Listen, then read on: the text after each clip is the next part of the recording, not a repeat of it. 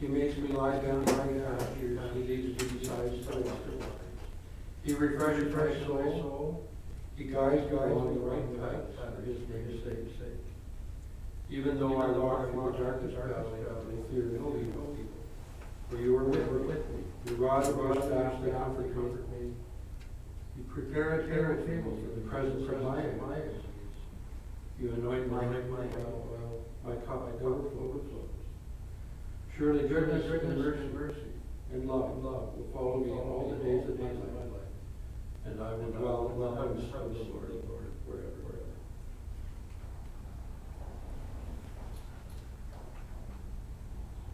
I think we have the hymns here that Edith really treasured, that meant so much to her. And we'll just pause and take a moment. Do you want to play those down or just one song? So these three, the four hymns, how great thou art, all things right and beautiful. I come to the garden alone, and Jesus loves us. We're near and dear and dear. And when I spoke to her a few years ago, talking about the service, those were her favorite songs that she would like to play. So we'll play one now.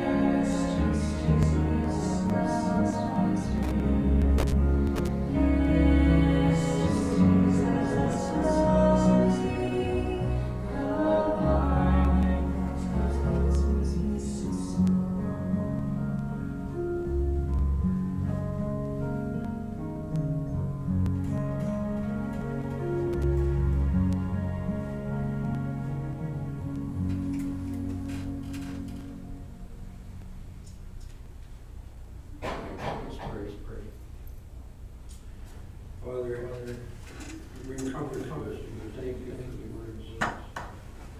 It says, affirm, you love us beyond what we can imagine or believe. Lord, we ask in your presence, we acknowledge your presence, as we invite your Holy Spirit to be here this morning with us, as we celebrate the life and the memories of Edith. We ask that you bring comfort to those who mourn. Bring peace to those that are affected by Edith's life. And that her memory and her life would never be forgotten as it lives on eternally in our hearts and our minds. Thank you, Lord, for the life of Edith, for her family, for those that love her and know her. And Lord, we just commit this time now to you. In Jesus' name, amen. few people are going to share their experiences with mom, perhaps a grandmother, sister, aunt, whatever. And we're going to call on them to first over Jane, followed by Jim, Andrea, and Peter. And if there is time, perhaps a few others will share. So we'll call on Jane to share. Just come up as you're in the order that you listed. Okay, start.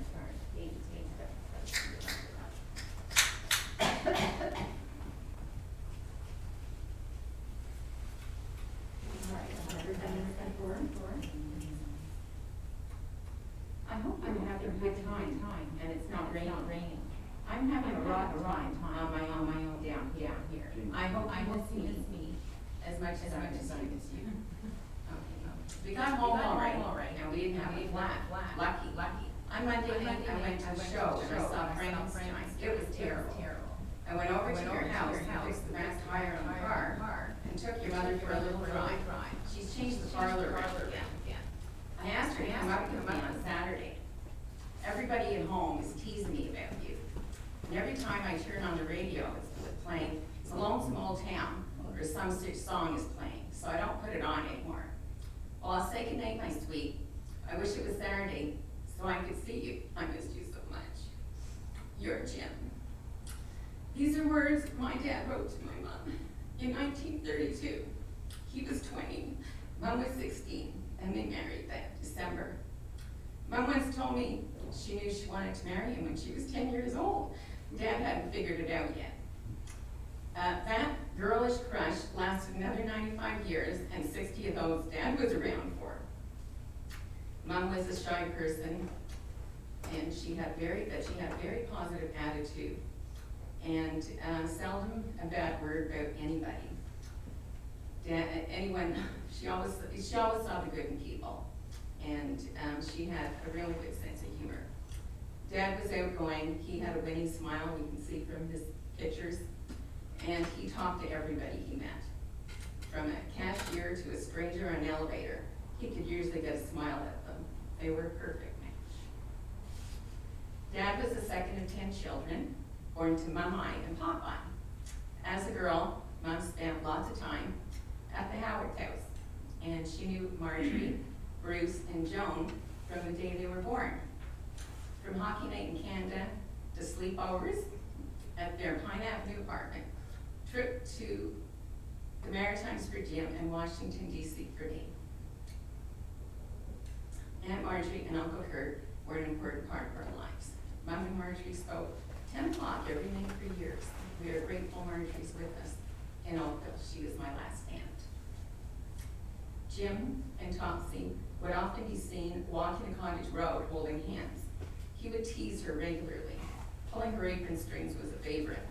She'd say, don't do that, so he'd do it again. He'd snicker, he'd look at her, and he'd look at us. And, we'd snicker, and it was really kind of corny stuff. They loved and they respected each other.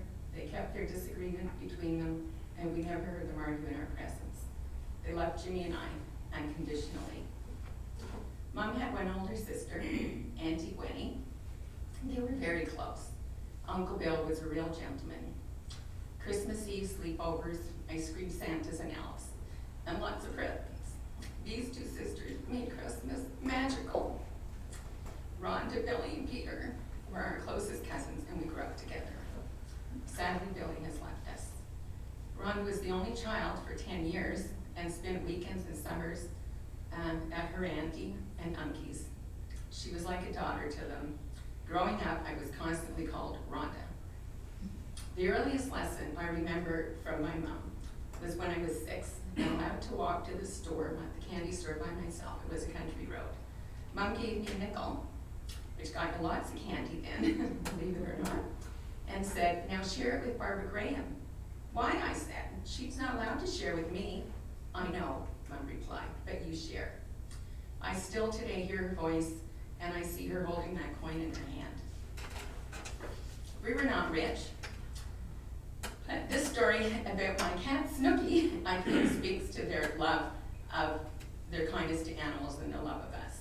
Snooky was found in our backyard One whole side of her was hairless, raw, and bleeding. Turned out it was acid. Dad picked her up, took her to the vet, where she stayed for a month.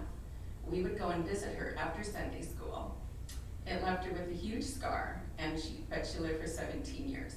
I'm sure that the budget wasn't, a month at the vet's, but, they would not put her down, I guess, because I probably would have cried too much. Brandy was a long-haired Dachshund, and Dad carried her up and down stairs for years because she had a bad back. Summer cottages, trips to Pennsylvania to see Uncle Bruce, and camping in Maine. There was always an adventure to look forward to. Roast beef dinners, barbecues, and desserts, because Mom ate at least 3 desserts a day. I don't know how she didn't gain any weight. So I hope you'll indulge me in just a couple of stories that I think are kind of funny, at least to me. As teenagers, our house was often at ground zero for hanging out with our friends. Dad came home one day, said, there's some funny smoking going on in the driveway. He never said another word about it again. I'm 14, it's Christmas Eve, and my friends and I went to 10 o'clock Anglican church service with plans to attend the Catholic midnight mass later. With an hour to kill in between, we're permitted some wine and cheese at Patty's house. Her parents won't be home. There are only 2 rules. 1, small glass of wine each, and 2, don't drink the homemade stuff under the sink. It turned out badly. So much for midnight mass. When Patty's parents came home, those of us still standing, believe me, there were some that weren't, made a quick exit. So walking through our front door, I thought evading Mom and Dad is really going to be a challenge because the living room is right there. Mom's knitting, Dad's reading. You're home early. I'm tired, I'm just going to bed. Christmas morning, Dad wakes me up. As if I'll wrap one last gift for Mom, it's downstairs. With paper and bow in hand, I descend the steps and my head was pounding. The room is twirling, and I'm confronted with a bottle of baby duck. I literally froze. I felt so sick. And I thought, but I have to soldier on in the Christmas spirit. Opening this obvious bottle, Mom says, oh, baby duck, my favorite. We'll have it with the turkey. Janie, you might like this one. They were very wise and had a great sense of humor. Our nanny, Mom's mom, lived with us until she died. We'd often play games, but one of my favorite memories is the 3 of us at Eaton's on St. Catherine Street, Montreal, sitting on stools at a counter with a long mirror, shopping for new Easter hats. I still see our reflections. Mom and Nanny loved fashion. When Nanny's health failed, Mom was a tireless caregiver. She barely slept. I think most of us are familiar with Mom's creative talents. She joined a church knitting club when she was 5 years old and bragged she knitted almost every night well into her 90s, from baby sets and sweaters and 3-foot-high dolls and toys, but most importantly, Dad's socks. He refused to wear store-bought socks, and he would regularly remind her to knit lots extras in case she died.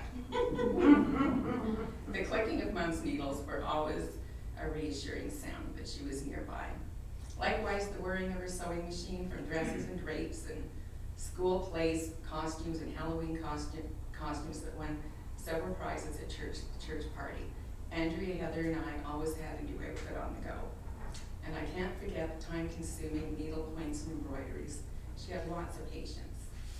But on April 13th, 1970, Mom and Dad's focus changed forever with the birth of Andrea. She quickly became the favorite and remained so.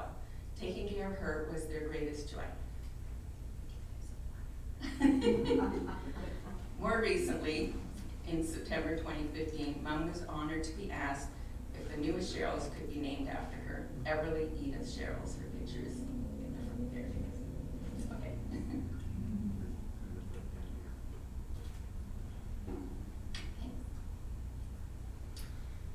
We have to talk about Mom's tidiness. In addition to her daily cleaning, was Friday, keep your nose tidy. This day had the added bonus of pulling out the stove and fridge, the ones that still have the coils behind them, and washing every inch of them. Taking our shoes out of the cupboard, washing the floors and washing the bottom of our shoes, whether we wore them that week or not. Windows, bookcases, all cleaned every Friday. She was a very energetic mom. Rhonda relates the story of being at the cottage and when she was 8 years old and having to clean the chairs and each rung every day. Years later, she said, "Auntie, how come I had to clean those chairs like that?" She said, "To keep you busy, and so we didn't have to ever sit on a dusty chair." From Montreal to Riviere de Prairie to Laval West, Dollar des Ormeaux, and then to Ontario, and finally Oakville, Vermont. She left her apartment in Prince Charles Place, and the friends she met, Catherine, Winnie, Marlene, Lorraine, and of course, Ron. But Missy and Jody were her love companions, and she used to talk to them every day, constantly. One day when Dad was in the hospital, Mom was knitting, I was doing crossword. The sun shone through the window and fell on Mom. Dad stared at her, he looked at me and he said, "Pretty, eh?" I said, "Yes, Dad." After Dad passed, Mom said, "No, don't worry about me. I intend on having a happy life." Her strength amazed me. Paul and I enjoyed trips to Florida with her, and also, and her and I, we went to Quebec City, Montreal, and Calgary to see Rhonda. She showed me the church where she learned to knit. She showed me her school and the houses where she lived, where she grew up. Often asked the secret to her long life, she'd answer, "I don't know." But to those of us who knew her best, I think we'd agree that it was her positive attitude and belief that humankind was innately good. Topsy was very involved in St. George's Anglican Church, proud Sunday school teacher. After Dad retired and they moved, Mom being shy, she preferred to kneel by her bed and say her prayers, and they were lengthy. Paul and I witnessed them several times, many times. She mentioned every member of the family, every friend, and apparently I heard all her friends at Prince Charles Place. When she couldn't kneel anymore, she worried that God wouldn't hear her. "Mom, not you." This is a poem I think that expresses how Mom would like us to think of her. "I'd like the memory of me to be a happy one. I'd like to leave an afterglow of smiles when life is done. I'd like to leave an echo whispering softly down the ways of happy times and laughing times and bright and sunny days. I'd like the tears of those who grieve to dry before the sun of happy memories that I leave when life is done."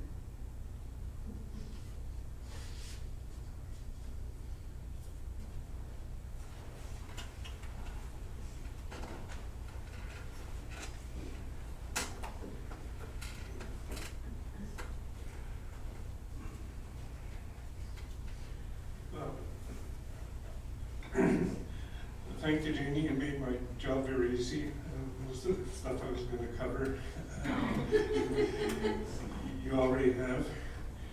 But I do want to take a minute and thank the Sherrills and the people from Prince Charles Place, and Auntie Margie, and Heather and Bob for showing up today.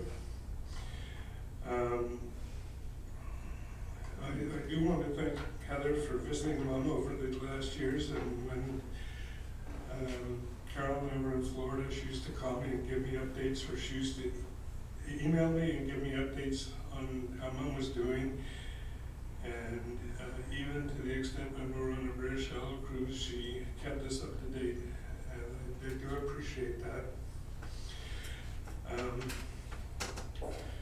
Mom got married very young, and in early years she spent a lot of time helping grandmother on my father's side of the family with the youngest of the 10 plus children. One of them is here today, my Aunt Margie. With her husband, Uncle Kurt, were like a second mother and father to us. Mom desperately wanted to have children of her own. And when at 30 she realized she could not have children, Mom and Dad adopted me. Shortly after that, she adopted Janie, and those were the happiest moments in her life that she fulfilled. When Henry was born, Mom was the happiest person in the world. It gave Mom a purpose in life, and And when Pop died, Andrea stepped up and called her every night at 7 o'clock. Those calls gave Mom a purpose in life to keep on going. Mom dedicated her early years of her life taking care of her mother.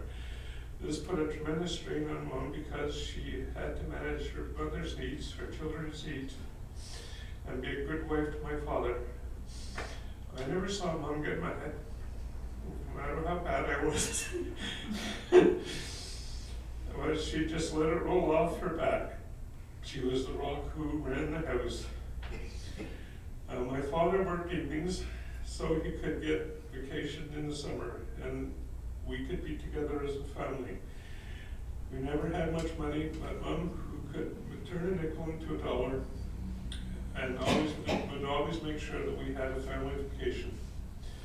That would mean we go as a family to Old Orchard with friends of Mom's and Pop's to Pennsylvania to visit aunts and uncles, or to Rawdon east of Montreal. Mom decided to rent, and Mom and Dad decided to buy a tent, and for a number of years we went camping. Camping was not Mom's favorite. She would wiggle all night long and eventually work her way around the tent pole. Eventually she would get up and work her way to the car and sleep there. We would wake in the morning, she was up, she was dressed, showered, and put her smile on and got back to work feeding and taking care of us. That was the only vacation she was happy to get over with. Mom always put everybody's needs before her own, whether it was the babysitting of our cousins or sheltering someone who was going through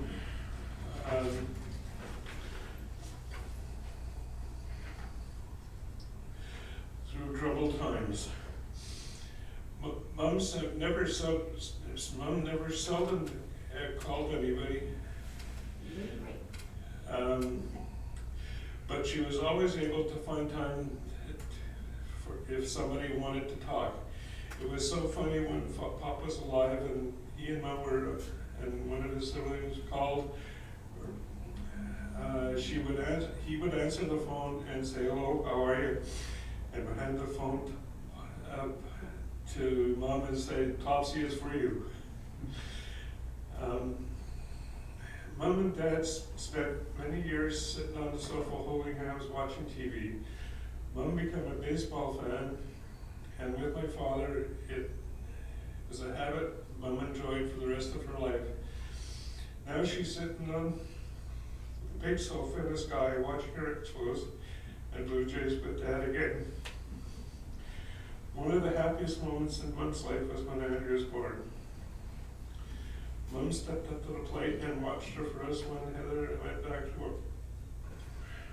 They were waiting at the door Sunday night and were sad when we picked her up Friday. Andrea more than repaid her, as I said, by calling her every night at 7 o'clock. She was one of those people who made the world a better place. May she rest in peace. There's one thing I forgot to mention, and I meant to mention, is that I really thank Peter and Sarah and family every time they came in to call into Toronto. They came and visit Mom. They always sent her flowers on her birthday, Christmas, and called her regularly. I really appreciate that, and I know Mom did.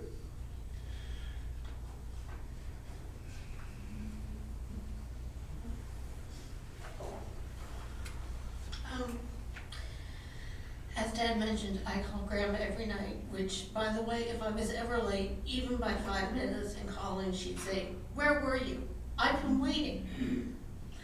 We usually talked about our days or what was going on in the family. Nothing earth-shatteringly important, but always a chance to be together. One night during the call, Grandma told me she was getting up in the middle of the night to have a bowl of cereal because she was hungry and couldn't sleep. I was pretty cheeky and I told her that she was starting to regress, that she now started to need a middle of the night feeding. Grandma laughed until she cried. She enjoyed a good laugh and was always willing to laugh at herself. She could also laugh when she was annoyed with you. I used to try and come out every other Sunday to see her in person, and we'd go shopping, and when she wasn't able to go out anymore, I'd run errands for her, and we'd usually go out for lunch. And one day we were sitting in a restaurant, and the waitress brought the bill, and Grandma had been insisting that she was going to pay, and we ended up in a tug of war over the check. And the waitress who was serving our table was absolutely horrified, and I think so were the people sitting in the tables around us. And she said, fine, you pay, but next time it's my turn. And I said, good, because we'll go someplace really expensive like Swiss Chalet. Grandma was also incredibly talented, as Auntie and Dad noted. You're all familiar with all the things that she made. One thing in particular that she made were little Christmas elves. And not only did she have to cut out all the felt for the bodies and put cotton batting to stuff the legs and the arms and the torso, but she had to cut out all the little detailing of the faces. And it was just incredible, if you know what I'm talking about. And if you don't, it's something to behold. I mean, not something you could buy in a store, and certainly something that I wouldn't have the patience to make. But I gave a set of them to a friend of mine, and they tell me every year at Christmas, oh, you brought your grandmother's elves out, and just how much we've enjoyed them. She's had them for 20 years, and she still loves them. And when my little one that I have makes it into the office to decorate my desk at Christmas time, people are amazed at how talented my grandmother was. They wanted to know where I bought them, and just unbelievable how talented she was. And to know Grandma is to really know how much she loved her family, and how we've all talked about here today. But that was not only Auntie and Dad, Paul and Carolyn, but that love extended to her nieces and nephews too, particularly Peter, Rhonda, and Billy, who were like her own children. And I know Sarah and William didn't know their grandmother Gwen. She died, I think, when Sarah was still a baby, didn't she? Because I was about 10 and Sarah was still little, probably under a year. But I always hope that you thought of Grandma as your grandmother too. Her love of family also extends to her lifelong friendship with Auntie Marjorie, who told me that Grandma used to sing her to sleep when she was a baby.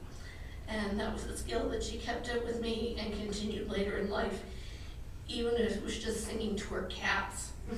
I walked into her apartment one time and she didn't hear me come in, and one of the cats was lying on her chest like it was a baby, and she was singing to it.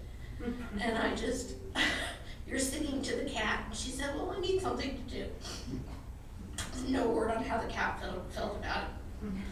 But like Dad said, Auntie Marjorie and Grandma used to call each other every night when Grandpa was working and Uncle Kurt was out swimming nightly with his brother. And there were always lots of good memories of Christmases and Thanksgivings and birthdays that we all spent together. And there are just too many to mention here. You all have your own special memories of Grandma. I just want to leave you with how I've been feeling since she's been gone. I've been missing her, and I've been reminding myself that she's with Grandpa. And he was the love of her life, and they grew apart for far too long. And the love that she had for all of us isn't gone. It'll still be with all of us always. I'm sorry.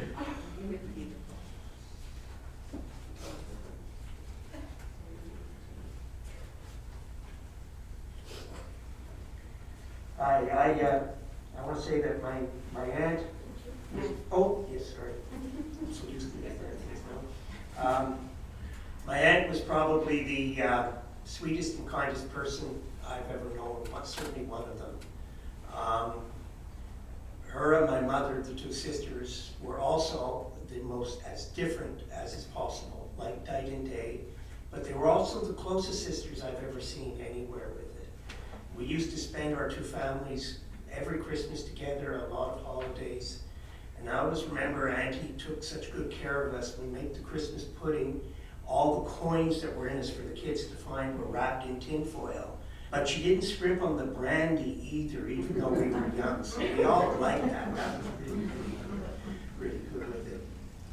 And she was, you know, she just did so much for us and so much care. And, excuse me, in my family we have Auntie Rhonda, who I know is here in spirit, and just worshipped. Auntie really was her mother, and in fact, Rhonda was more like Auntie than she really was my mother in a lot of ways. And we have Auntie Lizzie in the family, who sort of is a whole separate story in its own right, which Janie didn't know. And now we have Auntie Sarah with the birth of Everly. But for us in our family, there's only one Auntie. And for her, she will be in our hearts forever, without question. And she was just such a great person, and really such a privilege to have an aunt like that, and gave me so many great memories. And one thing in closing, I'll just say that Janie asked me to tell you that when you come to the house, Janie's very concerned the pool is under construction, so no swimming and no diving, and don't be concerned about it. It's just one of those things that's underway. And I thank you very much.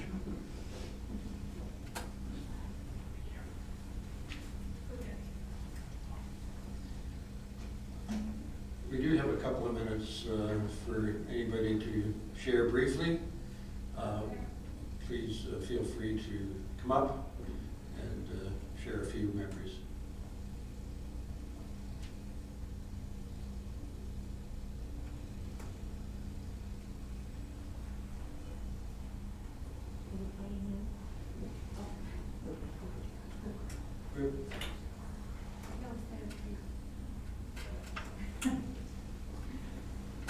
Following Ms. Sharon, please feel free to put another hymn of Edith's favorite to play.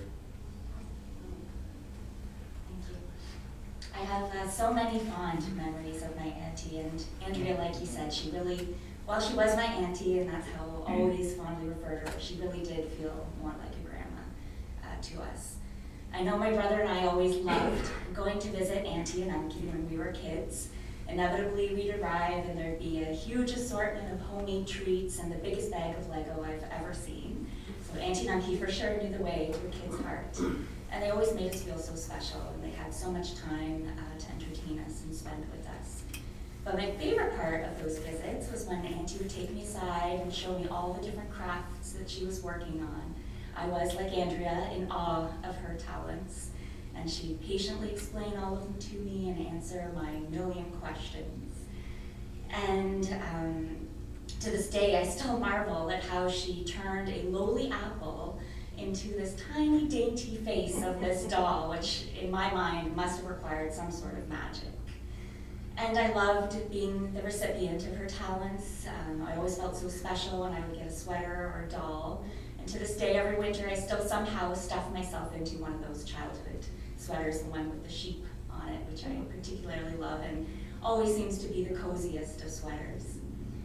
And when I grew older, I loved my visits with Auntie even more as I got to know her in a different way. I loved hearing the stories about her cats and their hijinks, which usually involved them trying to get more food and treat, and usually successfully. Hearing the stories about her neighbors and what knitting projects she was working on, and of course her baseball and her mother-daughter shopping adventures, which always resulted in a lot of laughter. And I learned that Auntie had a great sense of humor and that she was a really strong and opinionated woman. I'm very thankful for all the time that I got with Auntie, even though it'll never feel like enough, and I have so many memories that I will forever cherish. And it's a good thing that I have all those good memories, because the last time I saw Auntie, she was suffering from a bit of dementia and she threatened to shoot me. Now, this is my fault because I made the grave mistake of trying to adjust the robot cat on her lap. So I'm fully to blame, and even that memory always brings a smile to my face, one, because it's pretty funny, But 2, because it means that Auntie never lost her love of cats, which was deep, but she also always remained, right to the end, a very strong and opinionated woman.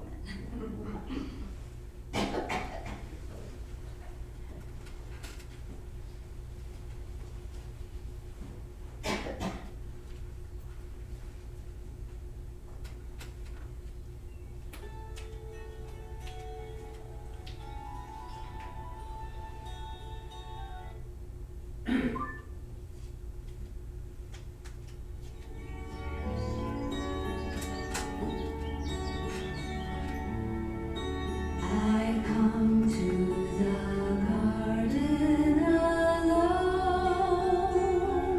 while the dew is still on the roses, and the voice I hear falling on my ear, the Son of God discloses.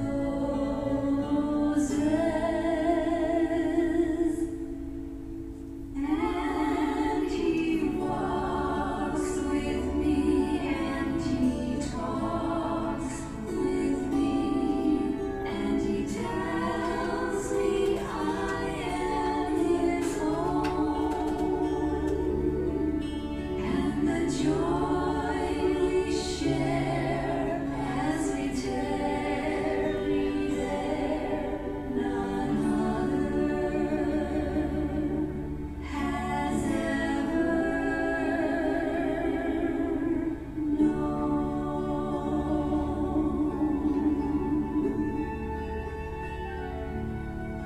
He speaks, and the sound of his voice is so sweet.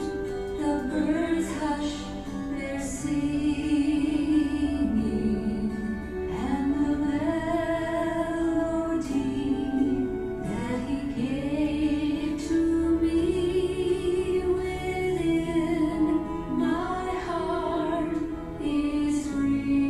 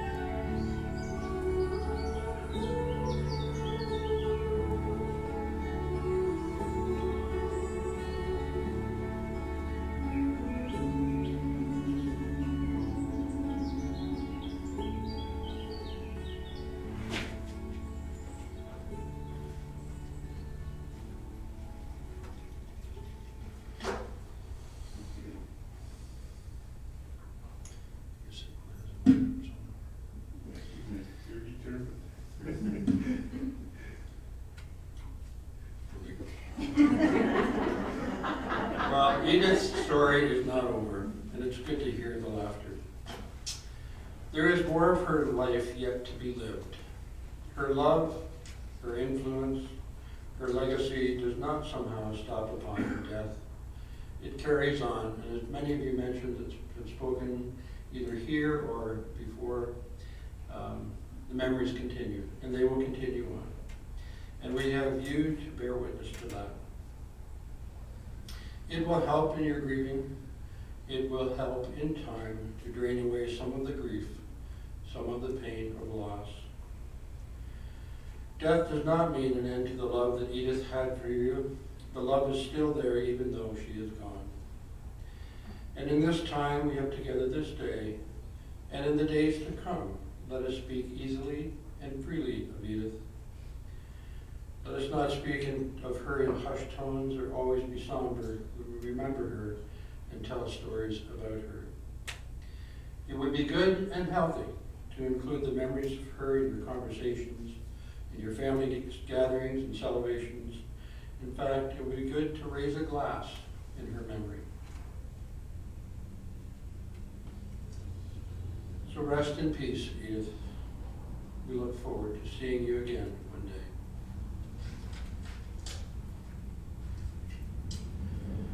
As we bring this service to a close, this does not end our grief or somehow neatly package our loss. But it does bring us to a point of saying goodbye to someone we love, to someone we will miss. So allow me to pray for us. Our God, we thank you for Edith. You have blessed us with her life. She has been a gift to us. We acknowledge that you alone are the giver of life, and you alone hold the keys of death. We still acknowledge that you are God, and Heavenly Father, you alone can heal broken hearts.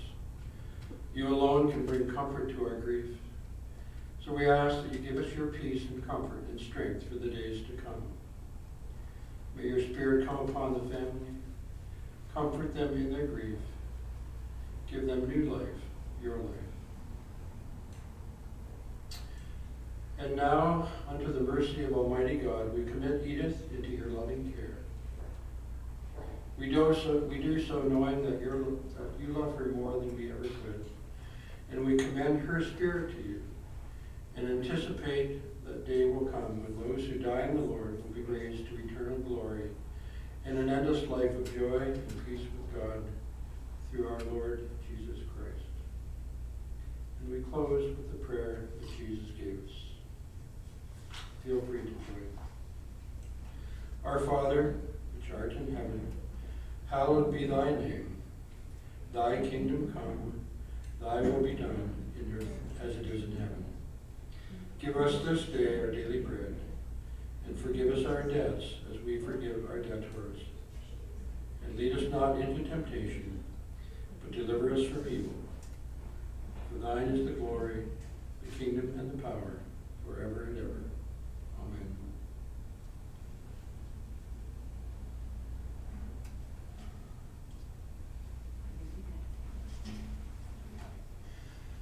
This concludes the service. Thank you for coming, and Yeah. okay, I was giving the nod there for that. So, Williams. Oh, are we on its own? No, we're not going to. So we're going to be dismissed with a song by Will, and feel free to stay, and then there's a reception at your house after following day. So you call. So Will, if you would.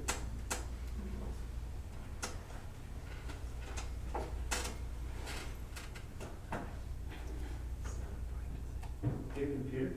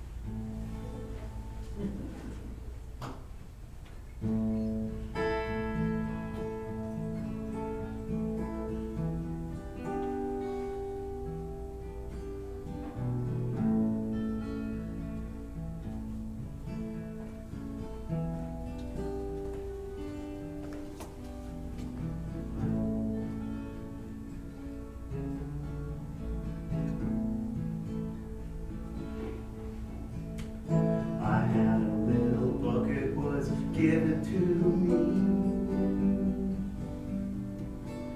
On every page, it's spelled liberty.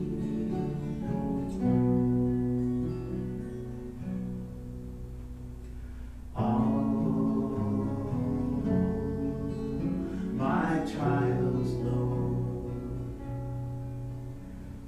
soon be over.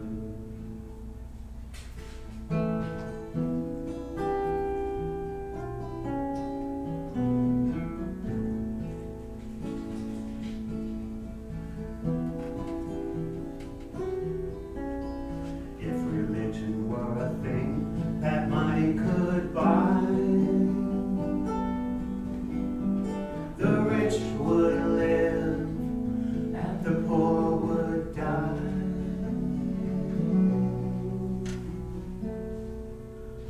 All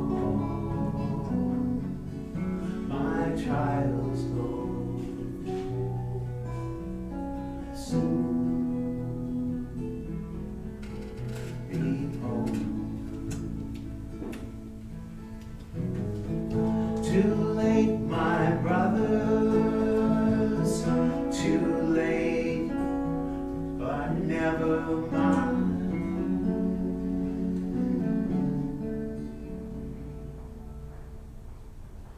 All my trials, Lord, soon be over.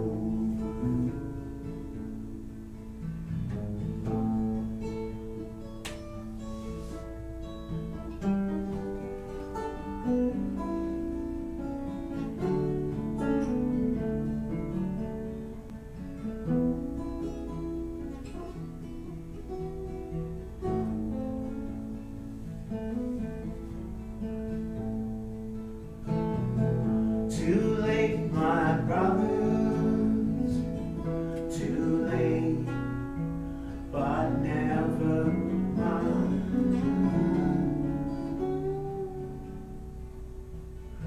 Oh, my trials, Lord, soon be over.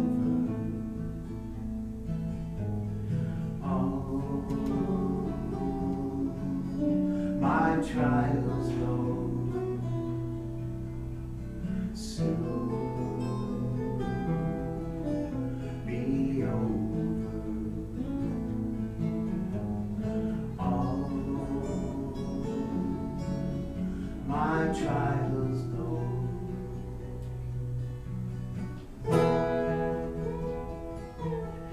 they're all over.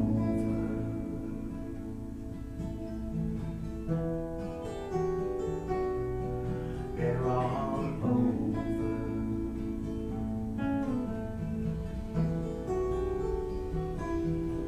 They're all over.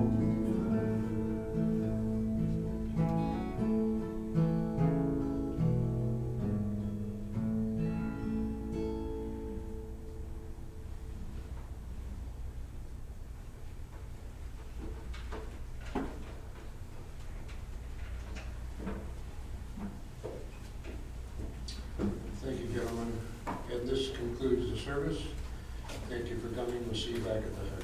Does everybody know where? No.